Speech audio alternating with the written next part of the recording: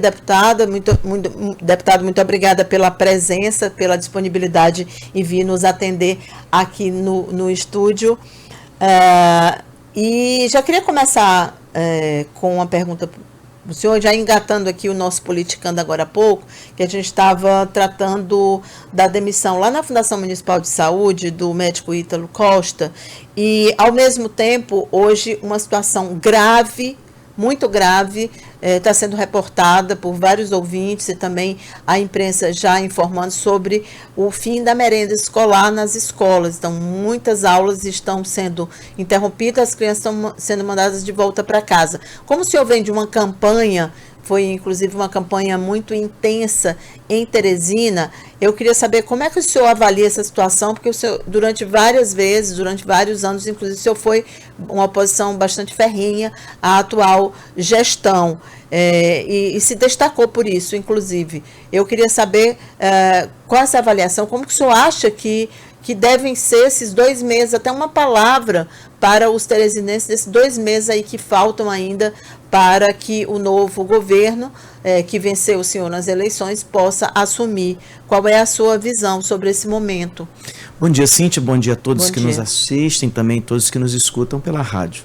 Bom, se eu tivesse sido eleito prefeito de Teresina, as primeiras providências que eu iria tomar era pedir o bloqueio das contas da prefeitura para que fossem pagos apenas o que fosse essencial.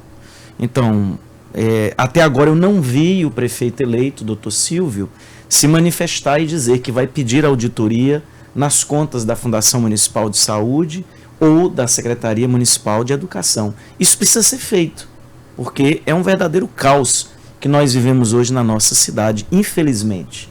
Então, se você não tomar as providências necessárias, o que vai acontecer em novembro e em dezembro?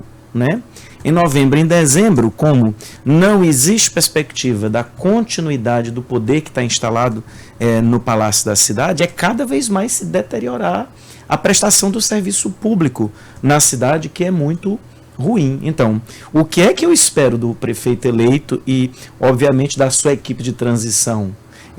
Eu não sei se você sabe, mas eu sou o autor da lei estadual que garante a transição. E a transição é justamente para isso. A gestão que está saindo precisa se comunicar com a gestão que está chegando.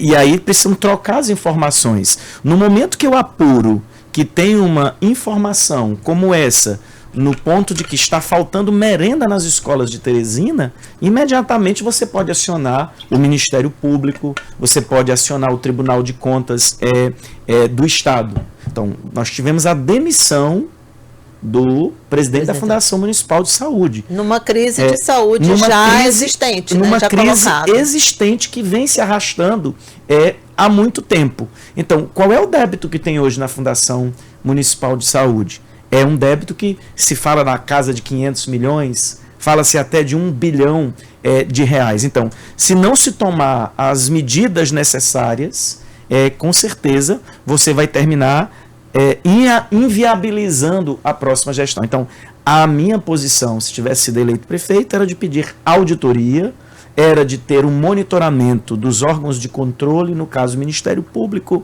e também Tribunal de Contas. E essa auditoria ela tem que ser pedida pela equipe que entra, ou ela pode ser...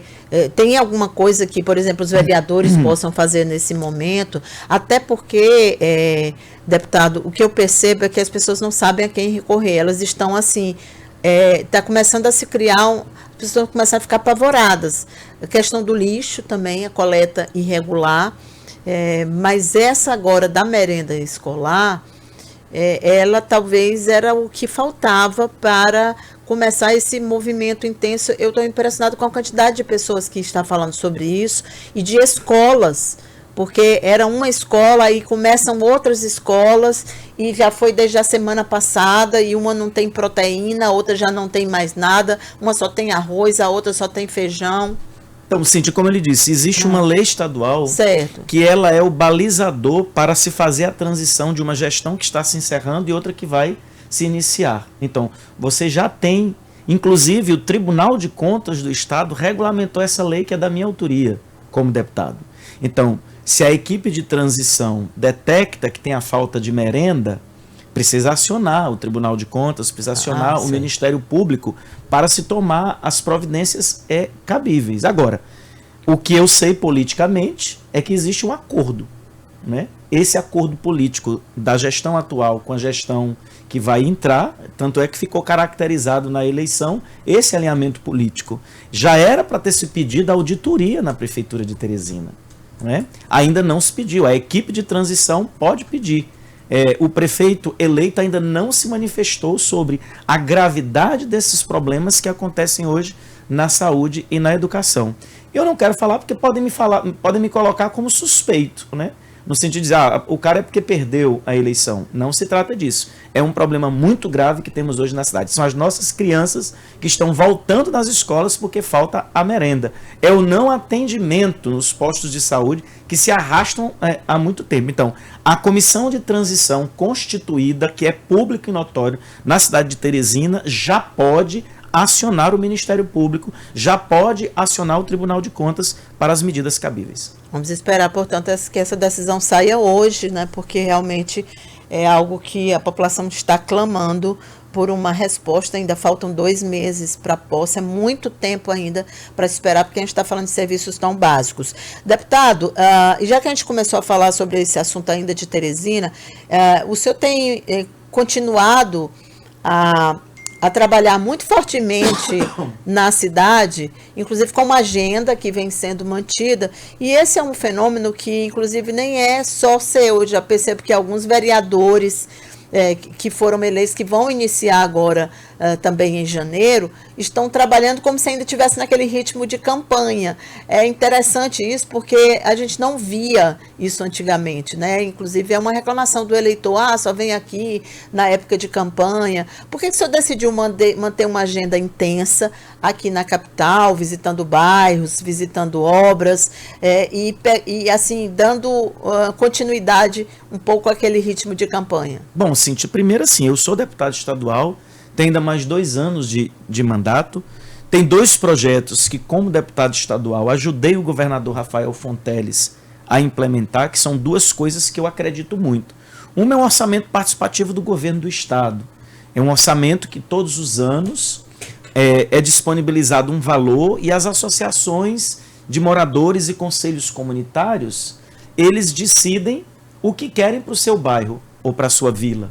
E isso não é decidido por vontade da Cíntia ou do Fábio, mas pela população que mora naquela comunidade, através de uma votação popular que usa inclusive o WhatsApp, e aí você termina elegendo a obra que você quer para o seu bairro.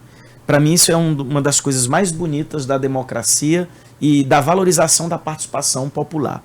No ano passado, nós experimentamos pela primeira vez o orçamento participativo do governo do estado em Teresina e Parnaíba. Aqui são 67 obras. Ontem, por exemplo, à noite, eu visitei a Associação de Moradores do bairro São Pedro, que ganhou uma obra que eles estão reformando o espaço da associação, que já oferece cursos profissionalizantes no bairro, mas também aulas de judô, de karatê. Quer dizer, uma associação de bairro é algo muito vivo naquela comunidade, né? Então, eles agora estão modernizando esse espaço que existe há 50 anos e que até então não tinha recebido nenhuma reforma.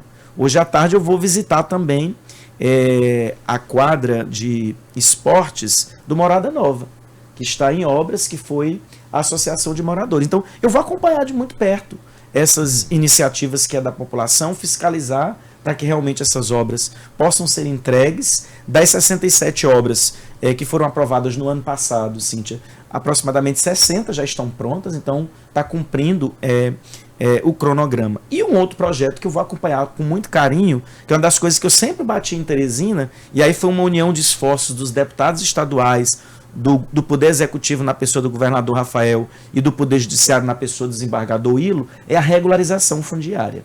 Teresina tem mais de 100 mil imóveis que até hoje não tem regularização fundiária. Bairros históricos que têm 50 anos, como Saci, como Renascença, de C1, de C2, efetivamente agora tem um processo finalizado de regularização fundiária e as escrituras começam a ser entregues. Então, do ano passado para cá, outubro agora faz 1 ano do ProURB, que é o Programa de Regularização Fundiária. Então nós já tivemos, Cíntia, 30 mil escrituras entregues em Teresina. E acredito que até o final desse ano nós teremos algo em torno de 50 mil escrituras. Isso não é pouca coisa. Então a gente vai continuar trabalhando numa meta de, no próximo ano, a gente trabalhar para atingir aí cerca de 100 mil escrituras entregues em Teresina. Qual é o valor disso? Primeiro é a segurança jurídica. Uma pessoa que mora no Mocambinho há 50 anos, que nunca teve direito de receber o documento da sua casa, o documento definitivo, a escritura registrada num cartório, a custo zero, porque esse é o trabalho que está sendo feito. Quanto isso vai impactar na vida das pessoas? A segurança jurídica. No dia que essa pessoa, se ela quiser vender o seu imóvel, ela vai poder vender pelo preço de mercado. Mas se ela quiser também dispor do seu imóvel para fazer um empréstimo, para melhorar o seu imóvel, tem os créditos que os bancos dão e só dão mediante a escritura. Então, nós estamos falando aqui de um negócio que coloca à disposição a valorização da cidade e possibilita algo em torno de 4 a 5 bilhões de reais em negócios, caso você queira pegar esse imóvel e fazer alguma transação. Então, são 2 projetos que eu acredito muito e vou continuar trabalhando. E uma outra coisa que eu vou me dedicar muito também agora são políticas públicas para incluir crianças e pessoas com autismo. Por que isso? Porque no meu caminhar por Teresina, eu identifiquei em metade dos bairros que eu andei, Cíntia, mães que têm filhos autistas e que estão desesperadas. Por quê? Não chega lá nenhuma política pública de incluir no sistema de saúde, no sistema de educação, na rede de saúde do município ou do estado. E existem muitas camadas aí nessa ausência de políticas públicas, né? A gente tem recebido algumas, só para o seu conhecimento, deputado, a gente tem recebido algumas mães que enviam mensagens e relatos. Tem um relato, inclusive, que eu já fiz aqui no programa e que eu não esqueci.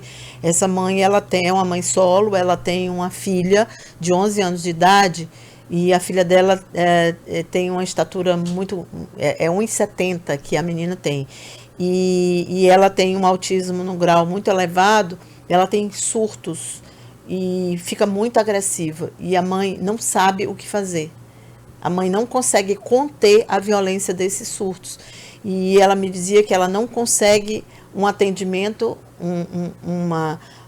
aquele processo de internação. A gente sabe que essa política mudou no Brasil, mas não tem um meio termo, porque não resolve lá no CRAS, lá onde deveria resolver, e nem tem vaga no Areolino de Abreu.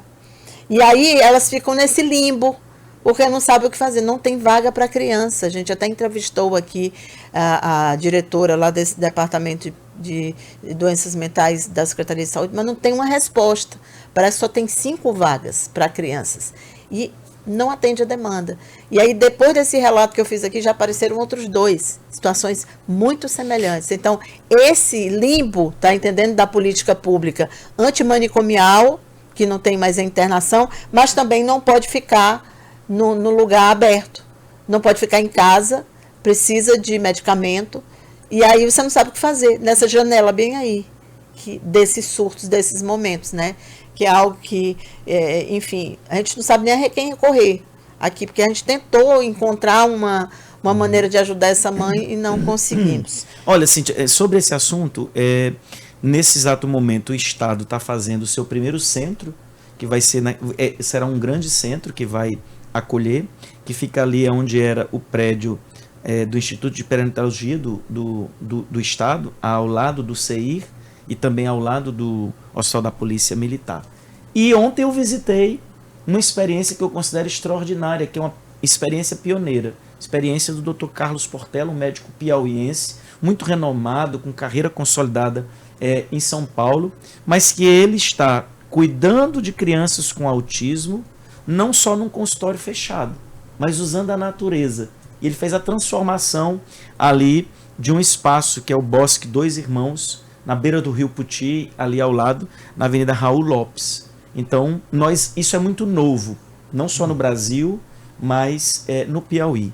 E ele está se dispondo, inclusive, através de um instituto, porque nós vamos ter agora um grande desafio, formar, capacitar equipes multidisciplinares para cuidar das pessoas com autismo. E o Piauí vai ter uma referência através dessa iniciativa que vai capacitar não só para o Piauí, mas para todo o Brasil.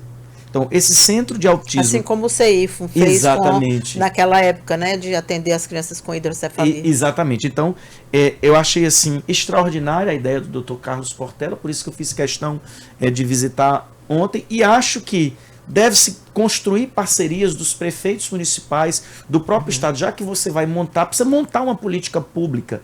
Eu defendo que hoje, depois da experiência que eu vivi nessa campanha, eu defendo que hoje, a exemplo do que o governo do Estado hoje disponibiliza recursos para pessoas que estão internadas, estão colocadas em uma situação de casas que cuidam de dependentes químicos, que você tem a mesma coisa, porque é muito caro.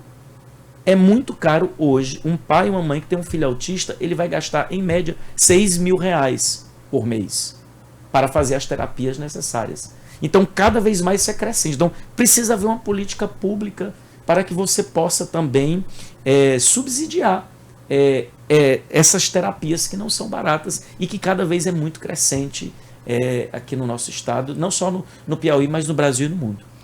Muito bem. Queria mudar de assunto agora, porque o Partido dos Trabalhadores fez a reunião aqui da executiva e lá foi feita uma avaliação do processo eleitoral no Brasil e também aqui no estado do Piauí. E uma das discussões lá exatamente foi essa. O que o PT, como o PT vai honrar os quase 200 mil votos que o senhor teve aqui em Teresina? Foi a maior votação já conferida a um petista aqui na nossa cidade. O senhor teve menos votos, só quem teve mais votos do que o senhor, candidato de oposição, foi o Mano Ferrer. Teve um pouquinho mais de votos, eu fiz esse balanço, mas como do PT, o senhor teve a maior votação disparado, assim, quase o dobro do Nazareno Fonteles, por exemplo, que teve uma votação boa lá atrás. Eu quero saber como que o PT vai se reposicionar, porque isso nacionalmente também está sendo discutido.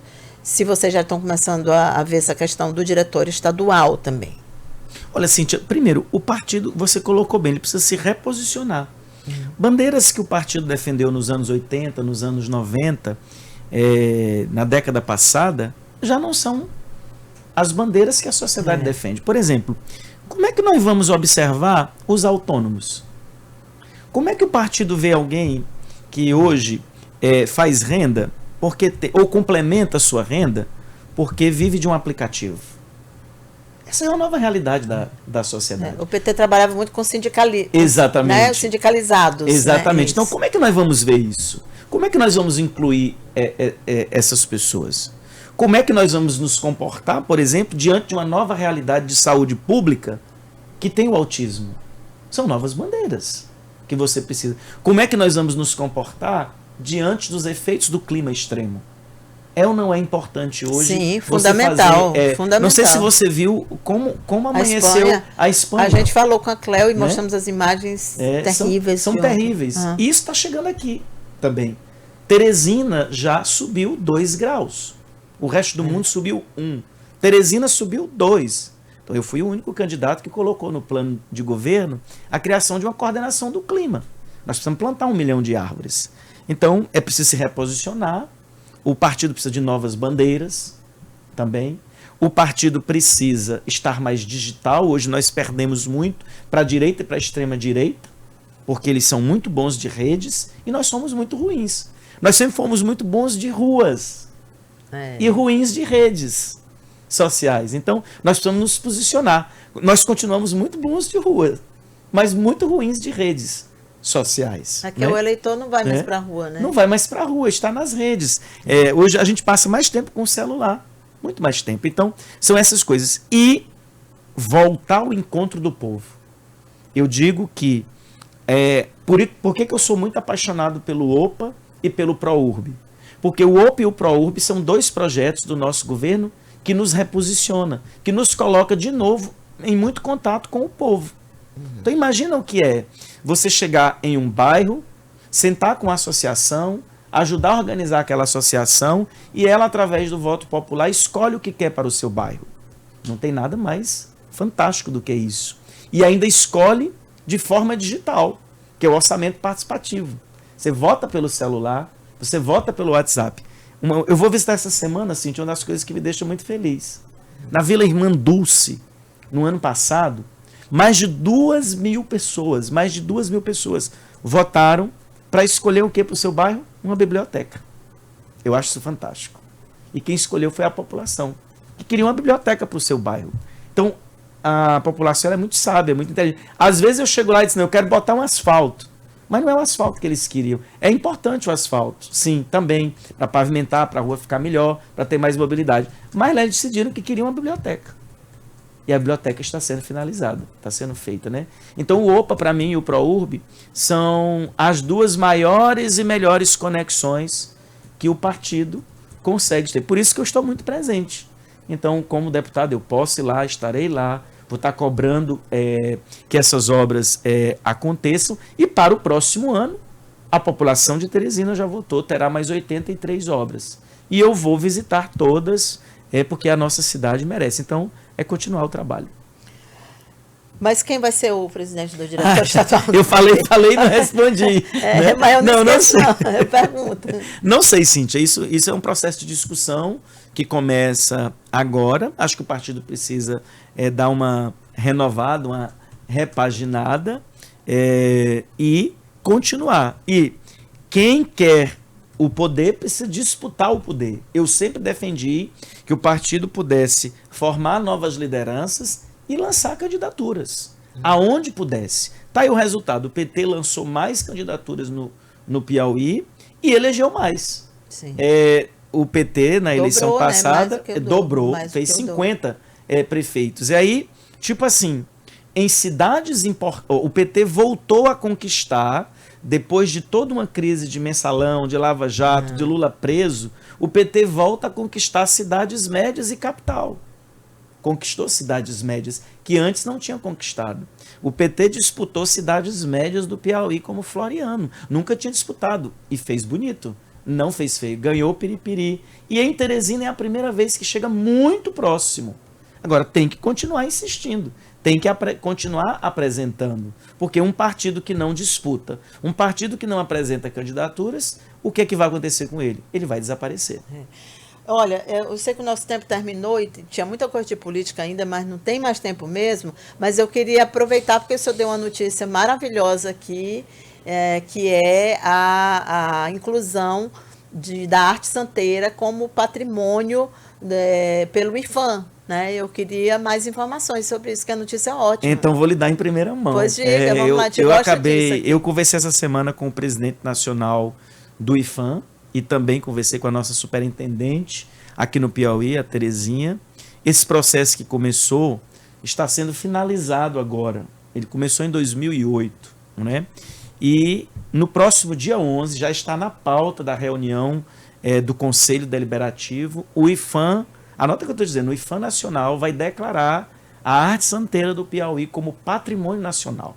Oh, é o reconhecimento do nosso fazer da arte santeira como sendo do Piauí e passa a ser um patrimônio nacional. Assim como há anos atrás, o IPHAN reconheceu a cajuína do Piauí como sendo um patrimônio nacional, o nosso jeito de fazer.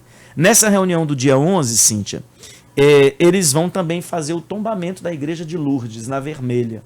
Por que o tombamento da igreja de Lourdes? Porque o estudo para declarar a arte santeira do Piauí como patrimônio nacional está embasado na obra do mestre Dezinho, que está na igreja de Lourdes. Isso, exato. Então, é a primeira vez que vai acontecer duas coisas ao mesmo tempo. O tombamento da igreja, o tombamento protege o que tem lá da obra do mestre Dezinho. As portas, né, que foram feitas por ele. Nas portas na igreja de São Benedito. Lá ele tem o altar. O altar. E tem várias peças, tem vários santos que ele fez o mestre Dezinho. Então, é uma vitória muito grande para o Piauí. né? Então você vai ter aí motivo de muito orgulho. A nossa arte santeira, no próximo dia 11, eu já comprei minha passagem, faço questão de estar em Brasília para assistir esse momento histórico para o nosso estado, que reconhece a nossa arte santeira como um patrimônio nacional. Muito bem, deputado, muito obrigada pela sua participação. Estouramos o tempo. Olha, tem mensagem para o senhor lá de Floriano, tio Borges, mandando um abraço. O Raimundo Viana também lhe dando os parabéns pelos votos conquistados na última caminhada, para citar dois os que mandaram mensagem. A gente não vai conseguir rodar os áudios, tá, pessoal? Peço desculpas porque realmente estouramos. Já entrei aqui num programa que vai me suceder. Então, muito obrigada pela audiência. Até amanhã às 7 horas.